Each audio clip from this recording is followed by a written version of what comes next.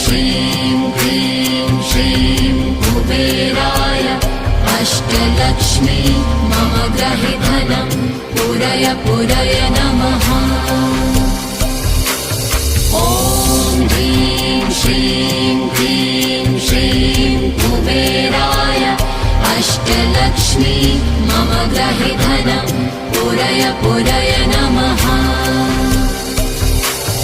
ॐ ह्रीं श्रीं क्लीं श्रीं कुबेराय अष्टलक्ष्मी मम गृहे धनं पूरय पूरय नमः।